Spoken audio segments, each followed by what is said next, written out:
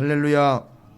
우리 옆에 있는 분들 축복하도록 하겠습니다. 뭐라고 축복하시느냐 하면 내려가지 마십시오라고 축복하시기 바라겠습니다. 예.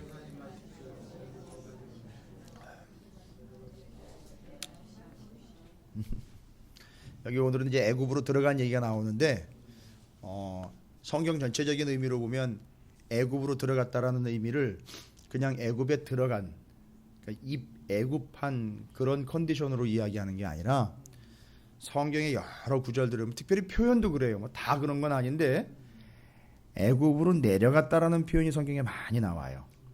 물론 지형적, 지리적으로 내려갔다라는 표현을 많이 쓰는데요. 그건 단순히 지형적, 지리적인 표현뿐만 아니라 거기에는 영적인 의미가 담겨 있습니다. 이건 중요한 겁니다, 여러분. 이 개념을 우리가 잘 이해를 해야 되는데, 여러분 뭐 잘 아시다시피 33장에서 우리 이미 살펴봤어요. 그 이상한 그 비유로 막 들어가면서 이해 안 되는 기이한 행동을 하나님이 예레미야에게 요청을 하셔서 돌멩이처럼 박혀서 그 위에 하나님 말씀이 이루어지는 것들, 바로 내가 그 돌이 되어라, 뭐 이런 개념이었는데 33장 이미 방송에 올라가 있는 걸로 제가 알고 있습니다. 43장이요. 방송에다 올라가 있으니까 한번 참조해 들으시고요. 거기에 이어서 이제 뭐 새로운 내용이 아닌 이제 본격적으로 이 사람들이 애굽에 들어왔잖아요. 들어왔는데 44장 1절 제가 딱 바로 묵상하면서부터 바로 그냥 제가 녹다운이 돼버렸어요. 야, 이 기가 막히다. 이 사람들 뭔 얘기냐 하면 애굽 들어왔는지 몇 년 안 됐어요. 바로 적응하더라고요. 애굽에. 기가 막히게 적응하더라고요. 여러분이 신앙생활 그냥 딱 놓는 순간요, 바로 세상에 적응해 버립니다. 엄청 빠른 속도로요. 하나님과 말씀과 신앙에 적응하는 데 드는 시간에 몇 분의 1도 안 되게 그냥 급속도로 금방 세상에 적응해 버려요. 뭔 얘기인지 아시겠습니까? 하나님과의 관계가 소원해지는 순간 반대편과는 급속도로 친밀감을 느끼게 되는 게 이게 사람이에요. 아주 기가 막혀요. 근데 여기 오늘 44장 1절에 보니까 여러분이 지명에 대한 이해가 좀 부족하셔서 그럴 수 있는데 애굽의 여러 지명들이 나와요. 44장 1절이 시작되면서부터 이미 이건 게임 끝났다 이렇게 시작하는 거예요. 그리고 44장 뒤에 가보면 하나님은 작정하셨다 이거예요. 게임 끝났다, 너희들 상태 보니 작정하셨다, 심판으로, 이거예요. 지금 44장은 전체적인 맥락은 그거예요. 그러니까 이 사람들의 상태를 보니까 이건 뭐 이제 더 이상 얘기할 건덕지가 없는 거예요. 44장 1절을 보면 이게 별거 아닌 얘기 아니에요. 이 44장 1절이 시작되면서부터 이 애굽으로 들어와 있는 이스라엘의 심각한 상태가 뭐 그들이 뭘 어떻게 했다 뭐 나쁘다 뭐 심각하다 이렇게 설명을 안 해놨는데 이 한 구절 안에 다 들어가 있어요. 뭔 얘기냐면 애굽 땅에 사는 모든 유다 사람 곧 믹돌과 다바네스와 놉과 바드로스 지방에 사는 자에 대하여 말씀이 예레미야에게 임하니라. 그러니까 지금 43장에 보면 들어왔잖아요. 이제 들어왔고 44장에 보면 이게 몇 해 지나가지 않은 상황인데 금세 잘 보세요. 애굽의 그 지명이 기록된 대어로 순서대로 보면 믹돌, 다바네스, 놉, 바드로스. 제가 지도는 따로 준비를 안 했는데 여러분 홍해바다와 시내반도 좌측으로 이집트 그림은 기억나시죠? 성경에 보면 이제 나와 있는 게 있을 수도 있어요. 참조를 하시면 되는데 애굽 곧 이집트의 지형은요, 예루살렘, 그러니까 유대 땅이 있는 좌측에 지중해가 있고 왼편으로 애굽이 있어요. 근데 애굽은요, 어디가 위쪽이냐 하면은요, 상부라고 불리는 상부 애굽은 지중해 쪽이 아니라 내륙 쪽이에요. 그러니까 이 나일강이 어디로 흘러 들어가느냐 하면 지중해로 흘러 들어가잖아요. 그죠? 그러니까 그림이 이렇게 그려져 있기 때문에 우리는 그 지중해가 위쪽에 있으니까 그 위쪽이 이집트의 위쪽인 줄 알고, 아니 거기가 하부예요. 이집트의 아래쪽이에요. 이집트의 위쪽은 내륙 쪽으로 있어요.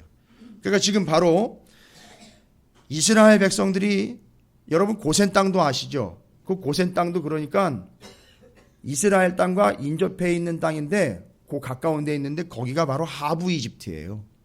상부가 아니라 하부 쪽이에요. 이집트 나일강의 삼각주가 있는 그 밑에 쪽이에요. 그러니까 강물이 그렇게 흘러 들어가는 거예요, 바다로. 그래서 그쪽이 하부가 되는 겁니다. 근데 지금 여기 기록된 지명들은요, 어디로부터 언급이 되고 있냐면 그 삼각주 쪽에 하부로부터 상부까지 쭉 훑고 가는 거예요. 그러니까 뭘 얘기하는 겁니까?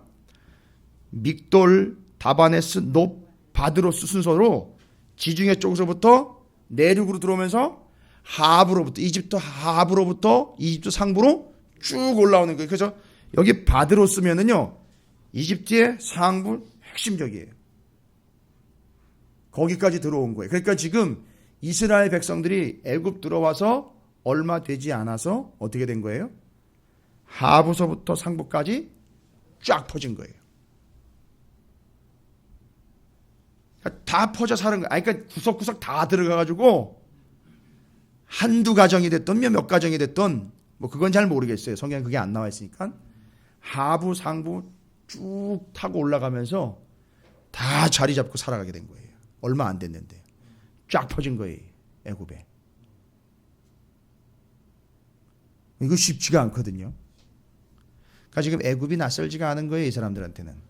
예, 금방 동화가 되어 살아가는 거예요. 지금 그들의 처지예요. 예. 우리가 신앙생활하지만 신앙생활 하는 거 알고 있지만 밖에 나가가지고 세상 사람들하고 이렇게 얘기 나누는 거 보면 이 신앙생활하는 사람인지 세상 사람인지 뭐 거의 구분이 안 될 정도로 금방 동화되는 사람들이 있어요. 모두가 완전히 바뀌어버려요. 그러니까 여기도 놀랄 정도로 애굽의 모든 지방의 하부서부터 상부까지 기록되어 있는 이 지역들을 이스라엘 백성들이 쫙 퍼져 사는 거예요. 여러분 이게 별거 아닌 것 같은데 이스라엘의 역사에 보면 애굽과 관련된 역사들 특별히 여러분 다 아시지만 출애굽기 다 보셨지만 이걸 보시면서 뭐를 함께 보셔야 되느냐 하면 야 정말 나쁜 사람들이다 내지는 어떻게 그럴 수가 있어 그냥 이렇게 넘어가시면 안 돼요. 얼마나 심각한지를 성경으로 성경을 읽게 해야 돼요. 성경을 보시면서 비교를 하시라고요. 그냥 내 생각으로 판단하지 마시고요. 성경에 보면 이게 왜 심각하냐면 여러분 예전에 요셉이 먼저 애굽으로 들어와 있고 요셉의 나머지 가족들이 아버지 야곱과 함께 70명이에요. 달랑 70명이긴 하지만 들어왔을 때 어떻게 들어와서 어떻게 했는지 여러분 기억나세요? 요셉이 직접 자기가 나섰어요. 애굽의 총리였던 요셉이 자기가 직접 나서서 어떻게 했느냐 하면 이 70명이지만 이 70명을 풀어놓으면 어떻게 되느냐면 요셉이 현재 위치가 뭐죠? 총리예요. 총리 집안이기 때문에 총리의 가문이 들어온다는 얘기를 듣고 총리의 가문과 각각 세력을 가지고 있는 사람들이 뭐를 하려고 덤비느냐 하면 어떻게 하려고 하죠? 친해지고 그래서 어떻게 하죠? 결혼을 시킬 거예요. 결혼을 시키면 어느 정도는 위치가 이제 커버가 되니까요. 요셉이 이걸 모른 게 아니에요. 여러분 애굽의 바로 왕이 요셉을 14분 만나고 14년 둔 사람이에요. 요셉이 그런 사람입니다. 대단한 사람이에요. 저도 이제 성경을 보다 보니까 14분 아니라 한 4분만 봐도 한 4년은 볼 것 같아요. 뭐 제가 그 정도 수준까지는 같지는 않지만 그래도 성경 말씀을 보다 보니까 한 4분만 이야기해도 이 사람 한 4년 정도는 커버가 되는 것 같아요. 알 것 같아요. 그게 무서워요. 제가 그게 좀 어떨 땐 부담스러워요. 보면 알아요. 알 것 같아요. 뭐 안다라고 확정적으로 이야기하면 저를 괜히 점쟁이 보듯 이렇게 보실 것 같아가지고 제가 부담스러워서 그 얘기 못 드리겠는데 성경적으로요. 성경적으로 보면은 이렇게. 근데 요셉이라는 사람이 대단한 사람이에요. 이 요셉은 애굽에 성공하라고 들어온 사람이 아니에요. 하나님의 뜻으로 들어왔다는 걸 이미 다 알고 있었어요. 그리고 70명이 들어올 때 이건 하나님의 뜻이 여기서 430년이라는 거 다 알고 있는 거예요. 야곱은 더 대단하죠. 야곱은 거기 들어오기 전에 이미 하나님의 꿈을 알았어요. 비전을 알았어요. 430년 동안 거기 있다가 나올 거라는 거 알았어요. 그러니까 들어가야 되는 거예요. 힘들어도 고통스러워도 들어가야 되는 거예요. 왜요? 하나님의 뜻이 거기 들어갔다가 430년에 나오는 거예요. 나와서 하나님의 민족을 만들어내 제사장 나라를 만들어낸다는 걸 아는 거예요. 그러니까 거기서 묵묵하게 견뎌내는 거예요.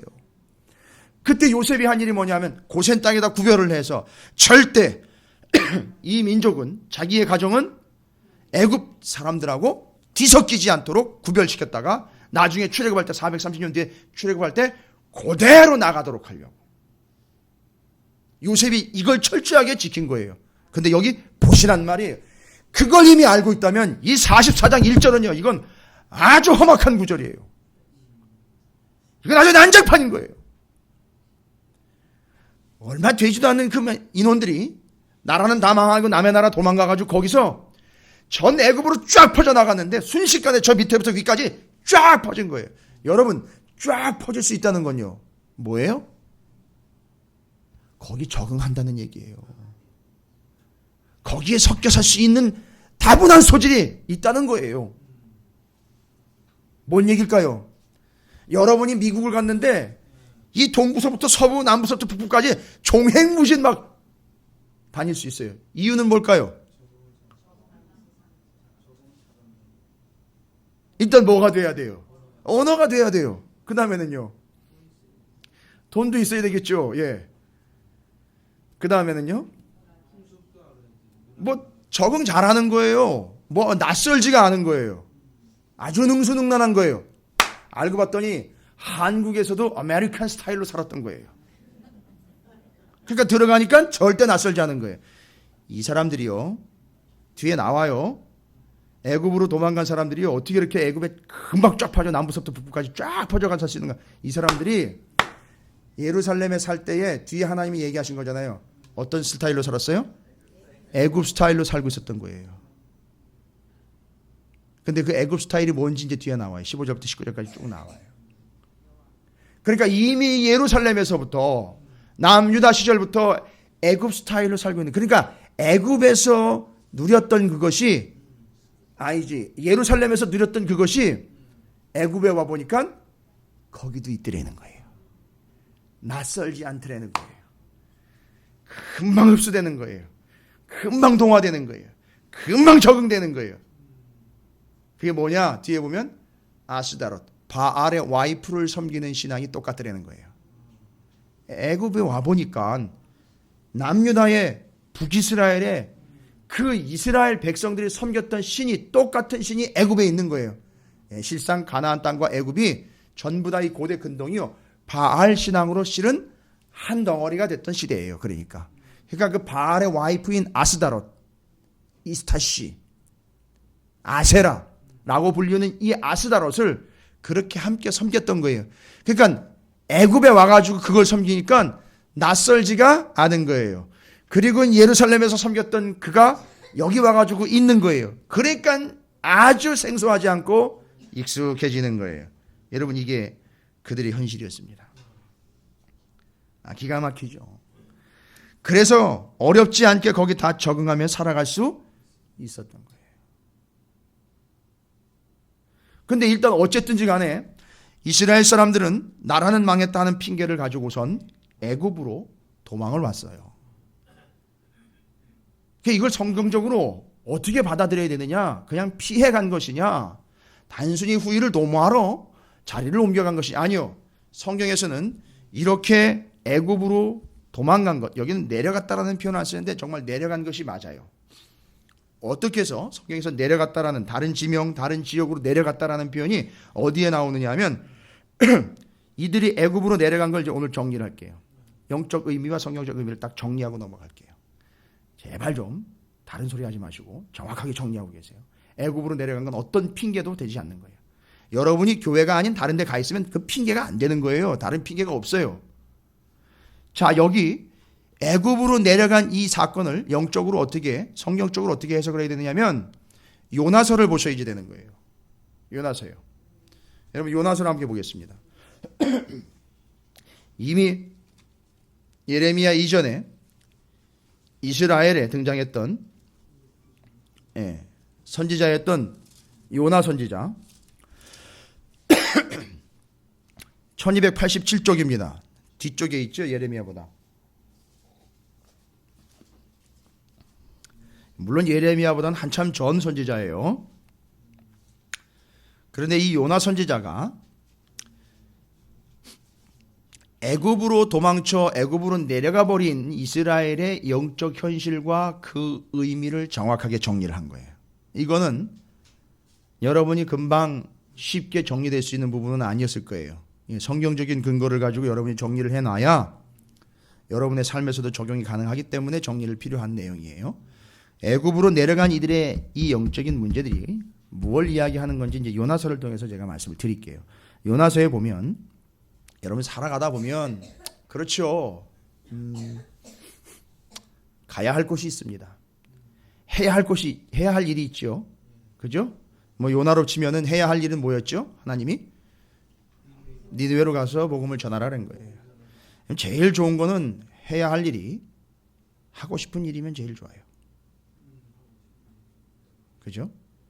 정말 심각한 건 하고 싶은 일이 해서는 안 되는 일이면 정말 비참한 거예요. 그러다 끝장났어요. 하고 싶은 일이 해서는 안 되는 일이 되다 보니까 작살이 났습니다. 지금 요나가 해야 하는 일인데 문제는 뭐예요? 해야 하는 일인데 예? 하기 싫은 일이에요. 해야 하는 일인데 하기 싫은 일이에요. 여러분 솔직하게 물어보세요. 해야 하는 일은 제가 해야 한다고 얘기 드린 게 아니에요. 하나님이 해야 한다라고 말씀하신 거예요. 근데 여러분이 하기 싫은 거 있으면요 빨리 정신 차리셔야 돼요. 아니 뭐 여러 변명 필요 없습니다. 뭐 여러 가지 얘기 다른 필요 없어요. 하나님 앞에 요나가 무슨 변명을 해요? 하나님 앞에 요나가 뭔 핑계를 대겠습니까? 해야 하는 일인데요. 하나님 얘기하신 거 해야 하는 일이에요. 그런데 하기 싫다는 거예요. 여러분 우리는 없습니까? 해야 하는 거예요. 근데 하기 싫어하는 거예요. 뭔 변명이 필요하지? 뭔 어떤 핑계가 거기다 다 가당키나 합니까? 요나가 지금 그런 거예요. 자 보세요. 문제는 해야 하는 일인데 하기 싫어요. 해야 하는 일인데 하기 싫다 보니까 어떤 행동이 나오느냐 하면 잘 보십시오. 3절이에요. 해야 하는 일인데 하기 싫으니까 나오는 기이한 행동이에요. 아주 돌연변이 같은 짓이에요.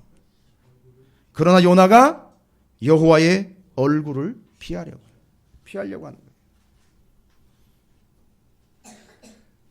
해야 하는 일인데 하기 싫으니까 어떤 결과가 나온다고요? 하나님의 얼굴을 피하려고 하는 거예요.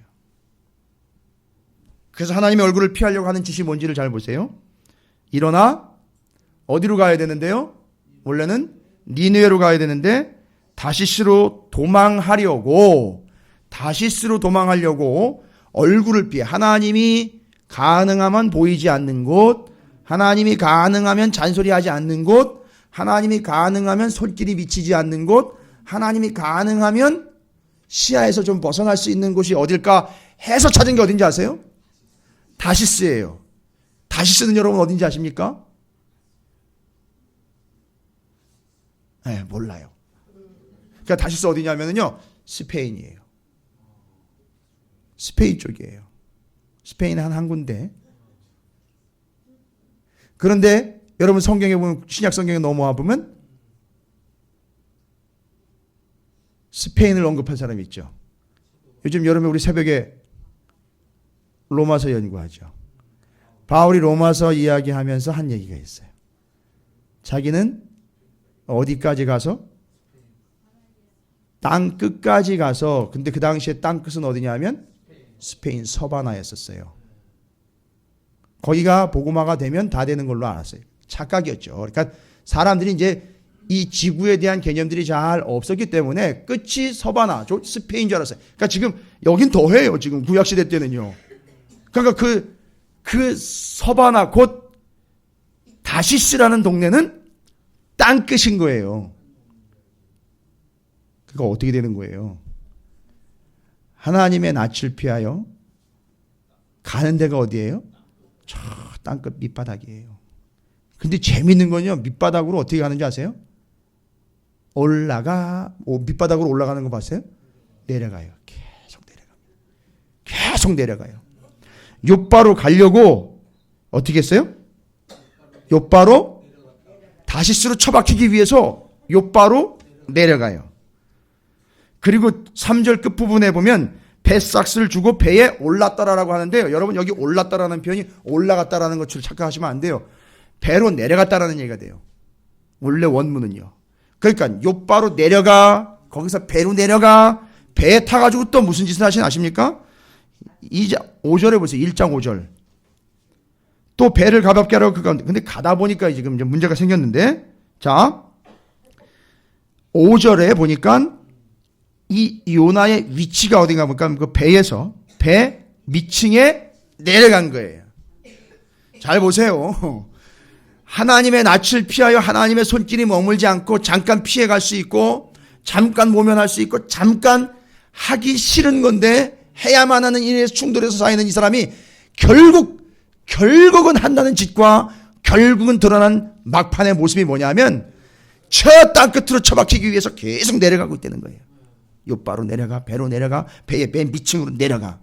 이게 끝이 아니에요. 2장 6절에 한번 보세요. 2장 6절. 이 사람의 심령 자체가 어떤 상황까지 갔느냐 하면 여러분 나중에 이렇게 돼요. 2장 6절에 보니까 내가 산의 뿌리까지 내려갔사오며, 저 비파다, 이건 지옥 얘기하는 거예요. 거기까지 내려가는 거예요, 여러분. 자 보세요. 요나가 하나님의 뜻을 거부하며 하나님의 얼굴을 피하여 하나님의 영향력이나 하나님의 관심이나 하나님의 손길이나 하나님의 뜻이 다소 덜 미치는 곳을 찾아 간다라는 곳이 다시스로 가려고 했던데, 그것이 다시스로 가는 것이 아니라 인생의 저 내리막이로 계속 내려가면서 그 밑바닥, 그 끝바닥으로 처박히는 거예요. 여러분, 우리의 인생의 밑바닥은 돈이 없어가지고 살 걸 마음대로 못 사는 거나 건강이 아파가지고 하고 싶은 일을 못하는 게 인생의 밑바닥이 아니에요. 하고 싶은 일과 해야만 하는 일이 충돌이 와서 하나님의 뜻대로, 하나님의 말씀대로 가지 않아 그걸 피하다가 가는 곳이 어딘지 아세요? 다시스, 그 밑바닥인 거예요. 그러니까 우리가 지금 여기가 지금 다시스가 된 사람이 있을 수도 있고요. 지금 안전하다고 여기 있는 거기가 다시스가 있는 사람이 있었어요. 심각한 겁니다.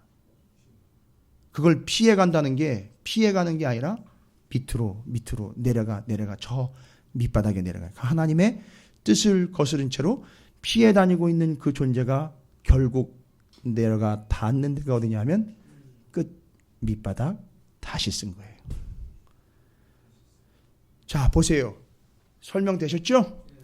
그러니까 남유다가 망하고 이스라엘이 애굽으로 내려간 거예요. 그러니까 이 의미로 보면, 요나서를 보면 애굽으로 어떻게 된 거라고요?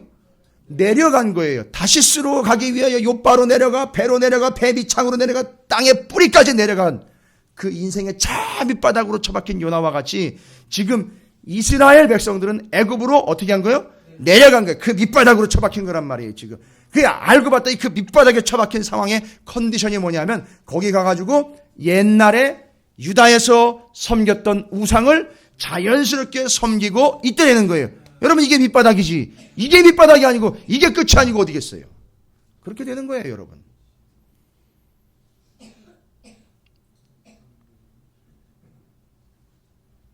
그걸 좀 모면할까 해서, 그 상황을 조금 넘어갈까 해서, 아니면 그걸 잠깐 좀 회피해볼까 해서 피해간 곳이 거기가 밑바닥이었다는 거예요. 거기가 내려간 거예요. 여러분, 제발 여러분은 인생의 밑바닥으로 내려가는 존재가 되지 않기를 주님으로 축원을 드립니다. 돈이 없는 게 밑바닥 아니에요, 여러분. 건강이 좀 아픈 게 밑바닥 아니에요. 좀 마음대로 안 되는 게 밑바닥 아니라고요. 그게 밑바닥 아니에요. 착각하지 마세요. 여기 하나님의 낯을 피하고 뜻을 피하고 알면서도 피하고 해야 하면서도 피하고 하고 싶지 않으니까 피하고 해야 하는데도 외면하는 거, 그래서 피해간 자리가 거기가 밑바닥 다시 쓴 거예요. 여러분, 어쩔 수 없어 찾으시는 교회 등록하여 출석하시는 분들 여기 계세요? 다시 쓰예요. 그러면 어쩔 수 없어 그 자리에 머물고 있다면요, 거기가 다시 쓴 거예요. 거기 내려간 자리지 찾아온 자리가 아니에요. 그래서 우리는 찾으시는 교회는 그 이름상 절대 다시스랑은 어울리지 않는 교회예요. 절대 내려가지 않아요. 그래서 5층인 거예요.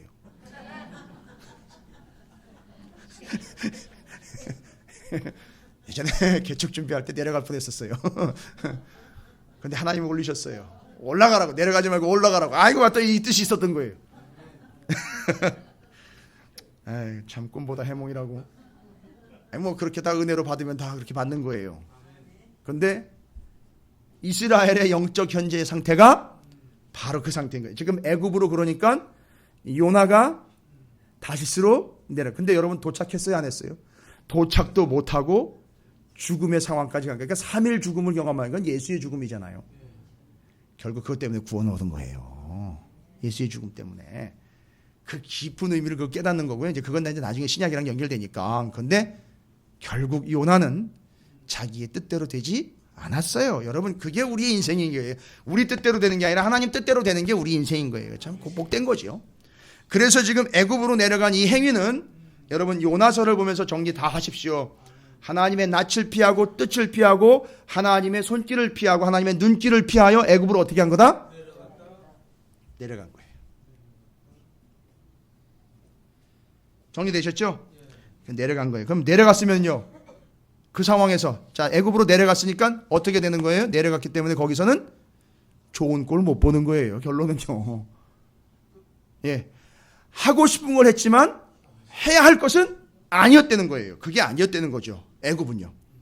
거기 가서 하는 짓을 보세요. 15절부터 19절입니다. 먼저 15절부터 19절을 먼저 봐야 돼요. 이제 내려가서 애굽에 쫙 퍼져가지고 아스다롯을 섬기고 있는데요. 우상숭배 기가 막히게 합니다. 아주 애굽의 본토 원주민보다 더 잘 섬겨요. 청출어람이요. 이야, 원래 본토인들보다 더 능숙하게 섬기는데 기가 막히게 섬깁니다. 15절부터 19절까지. 제가 오늘 저녁 먹으면서 저희 아이들하고 이 이야기를 잠깐 나눴는데 애들이 되게 재밌어 하더라고요.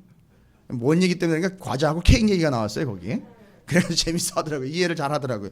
15절에 보니까 그리하여 자기 아내들이 다른 신들에게 분향하는 줄을 아는 모든 남자와 곁에 섰던 모든 여인 곧 애굽 땅 바드로스. 이 바드로스는요 애굽의 한가운데예요. 상부 이집트 쪽이에요.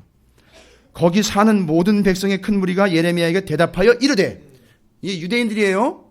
유대인들이 거기 몰려 살고 다시 이쪽으로 와가지고 나바네스 쪽으로 오고 그 다음에 바드로스 쪽에 와 있던 모든 사람들이 하는 얘기예요. 유대인들로서 퍼져 살고 있었던 사람들이 예레미야한테 얘기하는데 기가 막힙니다. 말 뭐라고 얘기하는지 보세요. 지금 이게 지금 다시스로 가는 요나의 변명과도 똑같은 그 이야기가 나오는데 뭐라고 나오냐? 내가 여호와의 이름으로 우리에게 하는 말을 우리가 듣지 아니하고 듣고 싶지 않다는 거예요. 지금 잘 살고 있다는 거예요. 지금 일이 잘 풀리고 있다는 거예요. 뭐를 했기 때문에요?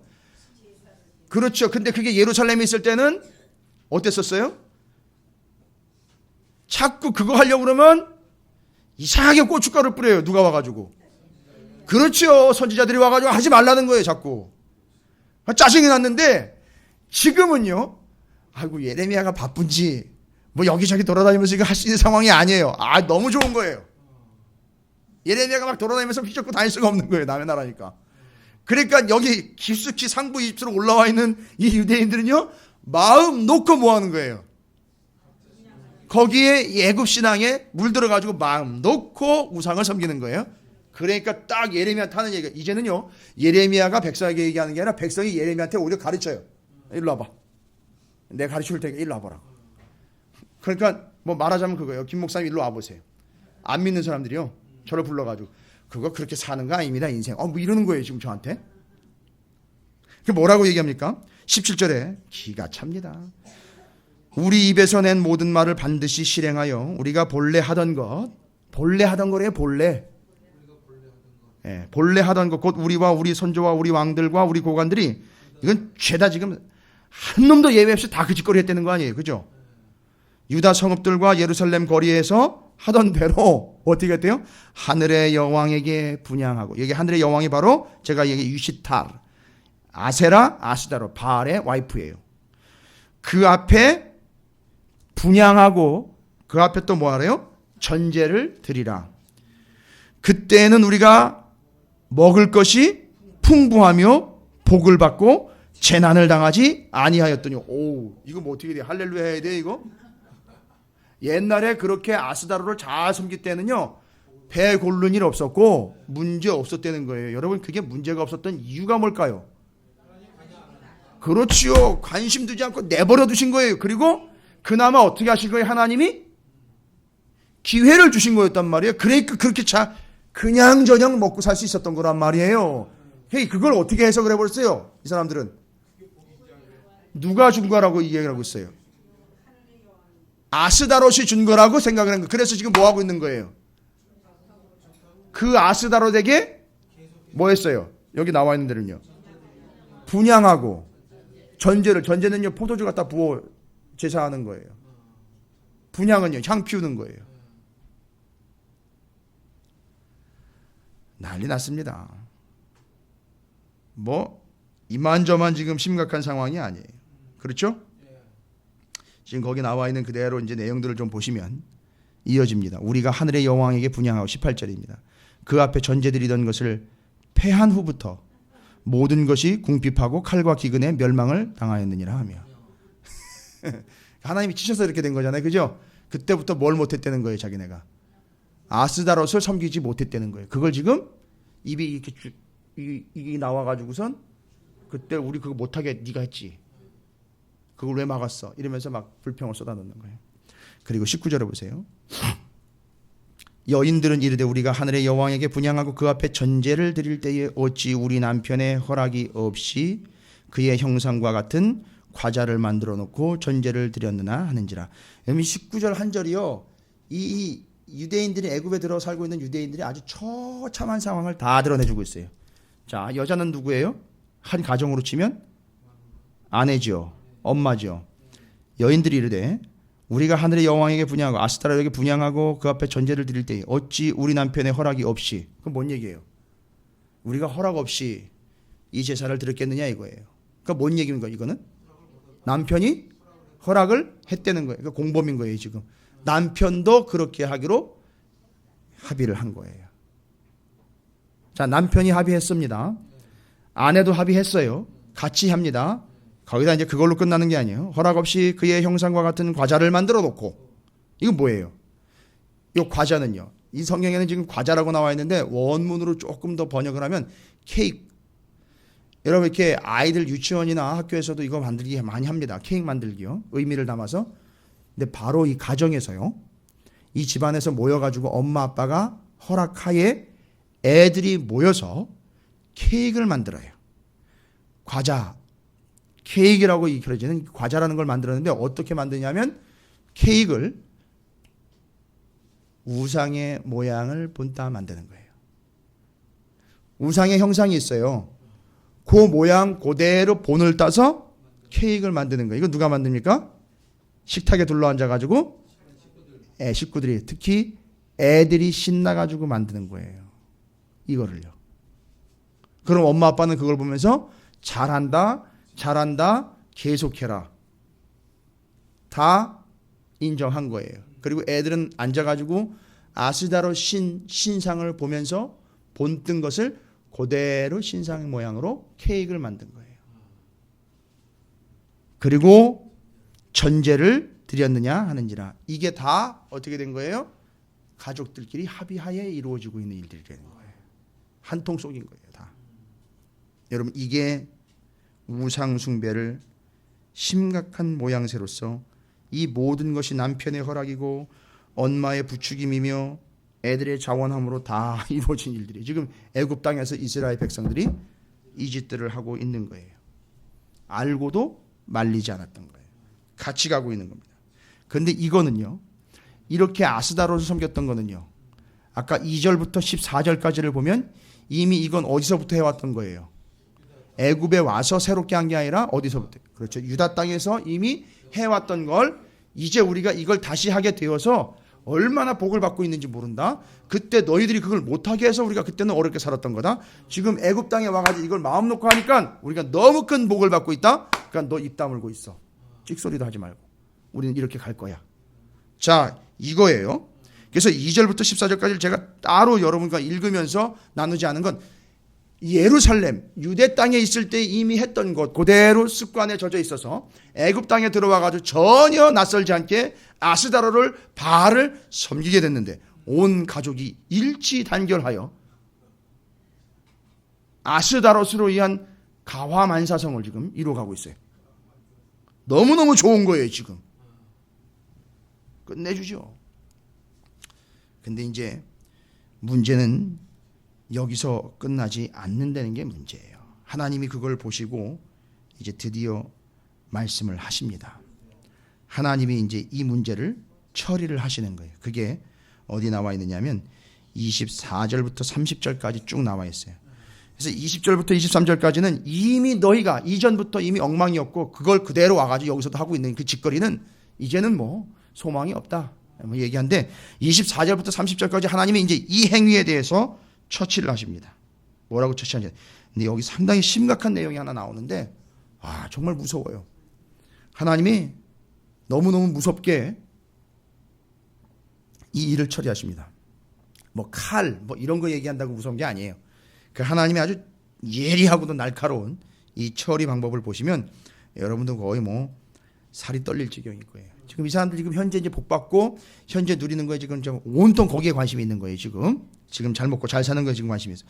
그런 사람들에게 하나님이 이제 이야기하십니다. 24절부터 30절까지를 천천히 좀 읽어봐야 되는데 24절에 보니까 예레미야가 다시 모든 백성과 모든 여인에게 말하되 애굽 땅에 사는 모든 유다 사람이여 여호와의 말씀을 들으라. 한들 듣겠습니까? 안 듣겠습니까? 안 들어요. 지금 엄청나게 세상적으로 지금 복 받고 있다고 지금 잔뜩 업이 되어 있기 때문에 일 잘 풀려간다고 생각하고 있기 때문에 얘기 안 들어요. 죄송한 얘기지만 목사들이 신방 제일 어려운 게 어디냐면 잘 나가는 대기업 사장 신방 가는 게 제일 힘들어요. 잘 되고 있다는 거거든요. 그러니까 목사님 안 와도 잘 되는 거예요. 정말 힘들어요. 그래서 그러니까 이거는 맞이해 주지 않기 때문에 힘든 게 아니라 알아먹질 않아요. 들어먹질 않아요. 지금 잘 나가고 있다는 거예요. 별 무리 없다는 거예요. 그거에는 뭔 약이 없어요. 지금 내가 별 문제 없다는 거예요. 큰일이 안 터졌다는 거예요. 그러니까 그게 만족인 거예요. 그러니까 누가 얘기를 해도 안 들어먹어요. 그게 지금 애굽에 와 있는 이스라엘 사람들의 현 처지인 거예요. 하나님이 얘기하십니다. 들어라. 만군의 여호와 이스라엘의 25절입니다. 하나님께서 이와 같이 말씀하시되 너희와 너희 아내들이 입으로 말하고 손으로 이루려 하여 이르기를 우리가 서원한 대로 반드시 이행하여 하늘의 여왕에게 분향하고 전제를 드리라 하였은즉 이게 뭐까지 했대요? 서원을 했대요. 여러분 서원은 뭔지 아시죠? 그렇게 하기로 약속한 거예요. 누구랑 약속한 거예요? 이걸 뭐 하나님하고 약속했겠어요? 하나님 저는 이제부터 아스다로 섬길 테니까 그렇게 아세요? 그렇게 이야기한 게 아스다롯에게 서원을 한 거예요.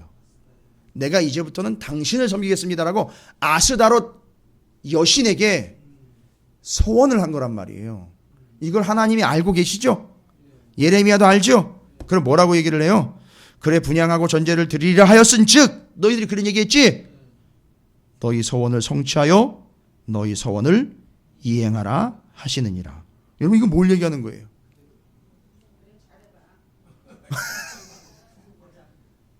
맞아요. 역성이 나서 어긋장을 놓는 게 아니라 하라고 용인을 해준 거예요. 뭐예요? 이건 허락해 준 게 아니에요. 여러분 착각하시면 안 돼요. 하나님이 그렇게 하라고 허락해 주신 게 아니에요. 이건 로마서를 여러분이 이제 이해하고 계시면 이게 뭔지 아실 수 있어요. 하나님의 진노하심으로 인하여 어떻게 되어버린 거예요? 그렇죠. 내버려 둔 거예요. 내버려 하라는 거예요. 여러분 진짜 사랑하면 어떻게 해야 돼요? 뜯어 말려야죠. 주방에서 4-5살짜리 아이가 칼을 가지고 난리를 치고 있는데 그 부모가 보면 뭐 어떻게 해야 돼요? 어디 해봐라. 칼이 무뎌질 때까지 한번 해봐라. 아니잖아요. 뜯어 말려야 되잖아요. 심지어 부모가 칼을 맞는 한이 있더라도 애는 지켜야 되는 거 아닙니까? 근데 하나님 뭐라고 지금 얘기하세요? 너 서원했지? 빨리 그 서원한 것을 지켜라. 26절에 보세요. 그러므로 애굽 땅에 사는 모든 유다 사람이 여호와의 말씀을 들으라. 여호와께서 말씀하시되 보라 내가 나의 큰 이름으로 맹세하였은즉 잘 보세요. 하나님이 이미 맹세까지 하신 내용인데 이걸 완전히 묵사발을 만들어버린 겁니다. 애굽 온 땅에 사는 유다 사람들의 입에서 다시는 내 이름을 부르며 주 여호와의 살아계심을 두고 맹세하노라 하는 자가 없으리라. 자, 25, 26절을요 중요한 구절이에요. 이건 신구약이 연결되는 통로예요. 25절에 빨리 아스다로스에 서원한 건 니들은 그냥 해버려라라고 내버려 두신 거예요. 이게 로마서에 나와 있는 거예요. 진노하심으로 내버려 두신 거예요. 그리고는 내버려 두신 결과 어떻게 되는 거예요? 로마서의 말씀을 좀 인용하면 내버려 뒀기 때문에 이 사람들이 심판을 받는데 어떤 식으로 일이 이상하게 꼬여가느냐 하면 내버려 뒀다 보니까 이 사람들이 어떻게 해버렸다 그랬어요? 그렇죠. 뒤집어 버렸다 그랬어요. 판을 뒤집어 버렸다. 용도를 바꿔버렸어요. 그래서 어떤 일이 발생됐다 그랬습니까? 하나님의 진도하심으로 내버려 뒀더니만 이게 내버려 둔 놈이 어떻게 돼버려요? 남자를 여자로 바꿔버린 거예요. 그러니까 남편의 아내는 뭐가 돼야 되는데요? 여자가 돼야 되는데 남편의 아내가 남자가 된 거예요. 엄마, 며느리 데리고 왔습니다. 했는데 남자가 온 거예요. 여러분 기가 막히겠죠? 이게 어떤 결과로 나온 거라고요? 하나님이 진노하심으로 내버려둬서 그 사람의 삶이 뒤틀려 버린 거예요. 그게 그 뜻이에요, 여러분. 바꾸어 썼다라는 게 뒤틀려 버렸다는 얘기라. 그러니까 인생이 뒤틀려 버리는 거예요. 아주 복잡해지는 겁니다. 그게 어떤 결과예요? 내버려 두심의 결과란 말이에요. 그리고 그 사람 삶이 뒤틀려, 이게 제일 대표적인 게 뭐냐면 가치가 뒤틀려 버렸어요. 그래서 가치가 뭐가 되어버렸어요? 1등이 돈이 되어버렸어요. 그러니까 사람 목숨보다도 뭐가 더 우선이 됐어요? 돈이 돼버리니까 사람 목숨을 취해서 돈을 얻는 이런 가치가 뒤바뀌어 버린 거예요. 이게 뒤틀림이에요. 하나님 내버려 두심, 진노하심으로 내버려 뒀기 때문에 이런 일이 발생해요. 그러니까 지금 여기는 무슨 일이게요? 하나님이 내버려 두심으로 인하여 뒤틀려 버렸어요. 하나님이 있어야 될 자리에 뭘로? 아스다롯으로 바꾸어 버린 거예요. 그러니까 바꾸어 버렸다라고 능동적으로 얘기할 게 아니라 이 사람 인생이 자체가 뭐가 돼 버린 거예요? 뒤틀려 버렸다, 이렇게 얘기하는 거예요. 여러분 잘 보세요. 돈을 많이 벌어가지고 하나님을 믿었던 사람이 돈으로 가치가 바뀌어버린 거를요, 돈을 많이 벌었다 이렇게 얘기하시면 안 돼요. 인생의 가치가 바뀌었고 그 사람 인생은 어떻게 됐다? 뒤틀려버렸다 이렇게 얘기하는 거예요.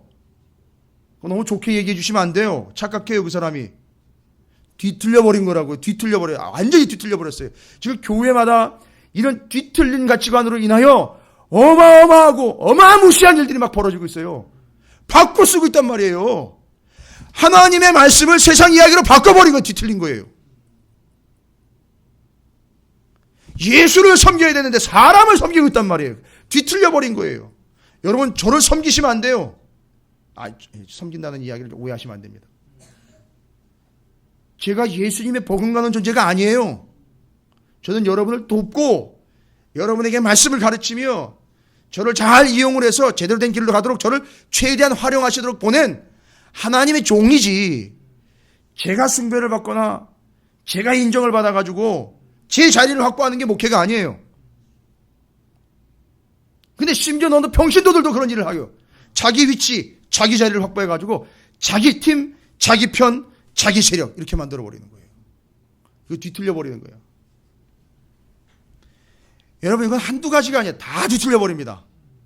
완전 삶이 뒤틀려버려요. 그러니까 가장 대표적인 걸 그래서 동성애를 그렇게 예로 들은 거예요. 그래서 뒤틀려버린 거예요. 대표적인 걸. 심각한 거 아닙니까? 또 이거 방송 나가면 또 뭐 누가 뭐라 그럴지 모르겠는데 제가 지금 동성애자들을 폄하하거나 욕하고 있는 내용이 아니에요. 그리고 또 그분들 내가 무서워가지고 드리는 얘기가 아니라 성경의 본진의를 진짜로 이해를 해야 돼요. 그래서 진노하심으로 내버려뒀기 때문에 뒤틀려버린 인생의 대표적인 예로 그걸 이야기했던 거예요. 로마서에서. 그러니까 그걸 언급하는 거지. 뭐 인류애적이고 인권적인 거 지금 그거 얘기하는 게 아니에요. 착각하면 안 돼요.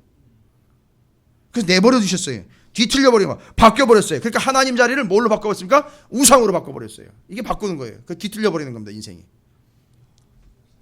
심각한 거예요.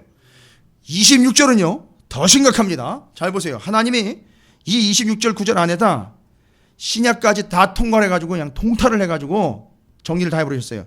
그러므로 애굽 땅에 사는 모든 유다 사람이 여호와의 말씀을 들으라. 여호와께서 말씀하시되 보라 내가 나의 큰 이름으로 맹세하였으니. 이게 지금 하나님의 이름에 뭔가 의미가 있다는 거예요. 하나님의 이름. 하나님의 이름 여러분 기억나세요? 7개 하나님의 이름. 하나님의 이름이 뭐라 했어요? 그래서 그렇죠. 나는 그래서 이름이 뭐예요? 여호와 너는 모세. 이 의미가 뭐예요? 나는 구원자, 너는 구원받은 자. 그래서 하나님의 이름을 드러냈다 그랬죠. 그리고 구원받은 자의 이름으로 모세를 이야기했죠. 그러니까 너는 구원받은 자예요. 그러니까 어떻게 구원을 받느냐 하면 자, 정리해. 여호와의 이름을 부르는 자들은 구원을 얻으리라. 근데 지금 하나님은요, 다시는 내 이름을 부르며 주 여호와의 살아계심을 두고 맹세하노라 하는 자가 없다는 거예요. 부르지 마 이 얘기가 아니라 절대 못 부르게 할 거야. 여러분, 이건 하나님이 삐져가지고 짜증내시는 게 아니에요. 하나님의 이름을 못 부르면 어떻게 되는 거예요? 구원을 못 받는 거라고요. 그러니까 하나님 여기서 이야기하신 궁극적인 내용은 뭐예요? 너희들 바꿔버리고 뒤바꿔버린 니들 그대의 삶을 살아. 그리고 너희들 어떻게 하겠다? 하나님이 구원하지 않겠다. 그래서 사람이, 잘 들어보세요. 사람이 하나님의 이름을 부르면 구원을 얻는 거죠. 그렇죠? 또 하나님이 그 사람을 부르심으로 구원을 받게 돼 있어요. 근데 이걸 절대 부르지도 부르심을 받지도 않도록 하겠다. 성경에 보면 하나님의 이름을 부르는 것이 무엇과 관련되어 있습니까? 요엘서 2장 32절. 필히 적어 놓으세요. 요엘서 2장 32절이에요. 여기로부터 신약까지 연결되면서 요엘서, 예레미야서, 신약의 사도행전, 로마서까지 다 연결이 돼요. 요엘서 2장 32절, 여러분 다 들으셨던 말씀이에요. 요엘서 2장 32절에 누구든지 여호와의 이름을 부르는 자는 구원을 얻으리니 이는 나 여호와의 말대로 시온산과 예루살렘에서 피할 자가 있을 것이며 남은 자 중에 나 여호와의 부름을 받는 자가 있을 것임이라. 뭐라는 거예요? 어디에서든지 마지막에 망했어도 거기서도 나를 부르면 그는 구원을 받는다는 거예요. 그런데 여기 애굽으로 온 사람들은 누구의 이름을 불렀어요? 하나님이요, 이게 아니라 아스다로시요, 이렇게 해버린 거예요. 그러니까 지금 이 사람들은 결론은 뭐예요? 구원받지 못한다는 거예요. 그렇게 안 하겠다는 거예요. 기가 막히죠. 누구든지 하나님의 이름, 여호와의 이름을 부르는 자는 구원을 얻으리니. 여기서부터 나온 거예요. 그래서 이것에 근거해서 여러분 신약성경 사도행전 2장 21절에 누구든지 주의 이름을 부르는 자는 구원을 받으리라 하였느니라 이렇게 나왔어요. 로마서는요, 로마서 10장 13절에는요, 누구든지 주의 이름을 부르는 자는 구원을 받으리라. 이게 다 여기서 나온 거예요. 이렇게. 근데 이름을 못 부르게 하겠다는 거는 절대 너 구원 안 시킬 거야 이거야. 아주 적극적인 얘기야. 하나님이 절대 구원 안 시킬 거야. 하나님의 이름을 뻥끗도 못하게 만들 거야. 여러분 여기까지 간 거예요. 그래서 25절 26절이요 이렇게 무서운 구절이에요. 여러분 하나님이 아예 어떻게 하겠다? 첫 번째 25절에는요 어떻게 해서 내버려 두심으로. 두 번째 26절에서는요 어떻게 하심으로요? 이름을 부르지 못하게 하심으로. 끝나는 거예요 그냥.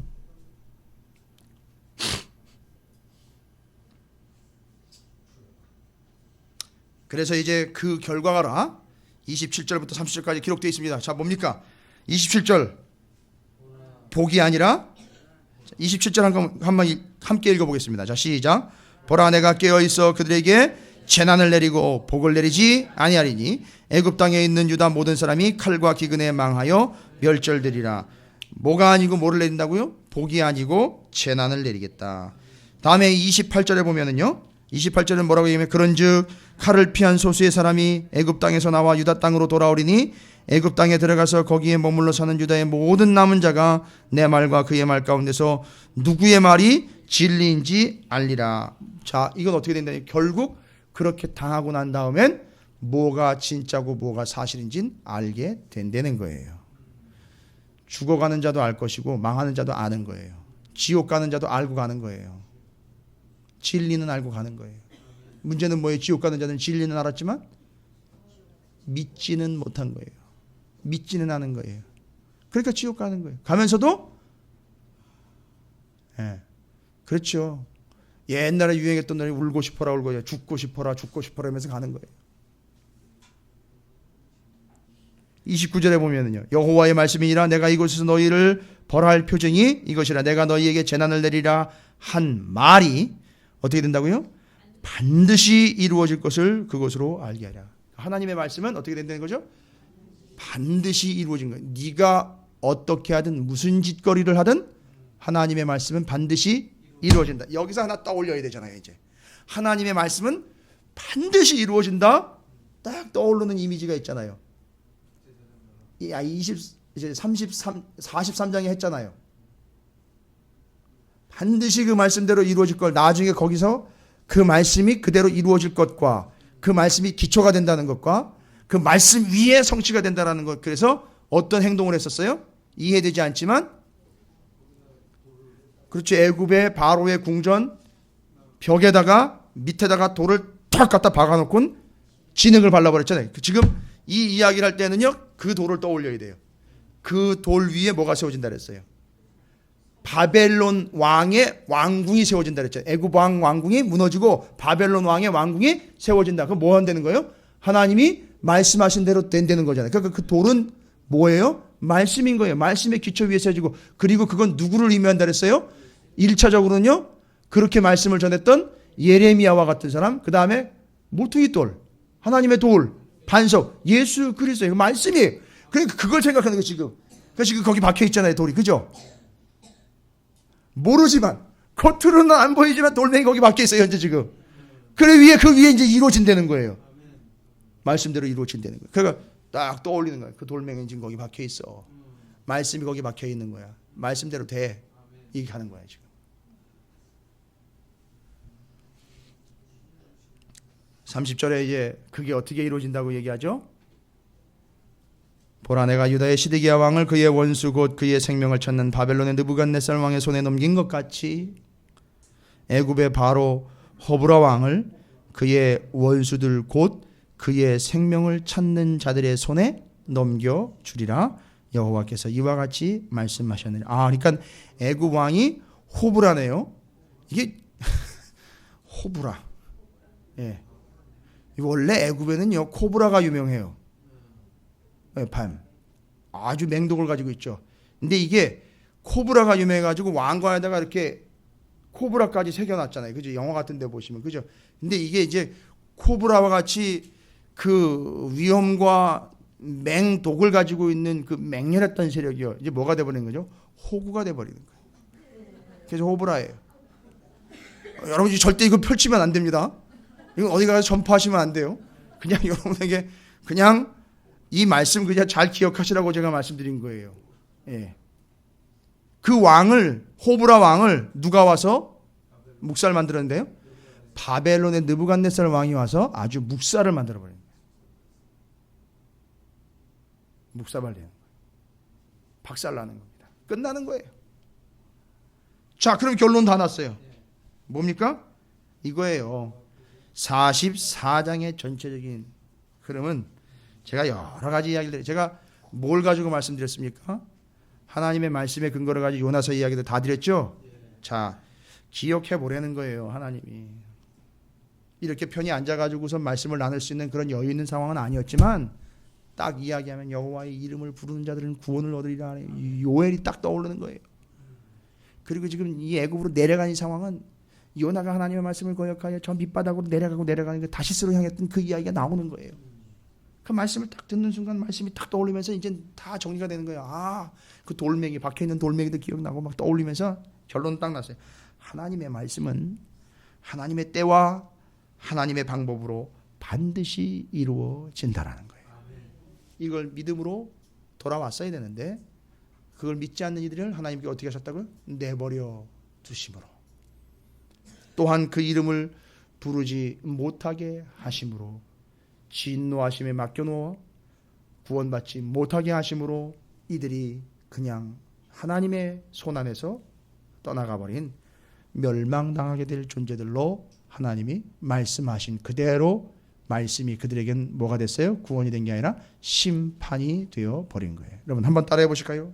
하나님의 말씀은 하나님의 때와 하나님의 방법으로 반드시 이루어진다.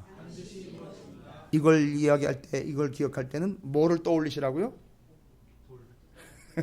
그 애굽의 바로 왕궁의 벽 밑에 박아놓은 그 돌멩이, 그 다음에 애굽의 왕이 바벨론의 느부갓네살 왕에게 완전히 묵사발이 되어버리는 이 형상들. 그래서 이제 호브라라는 말을 그렇게 그냥 재미있게 그냥 설명을 드렸던 거예요. 그가 끝나고 하나님의 약속이 말씀대로 이루어지는 것. 여러분 무엇을 따라가시겠습니까?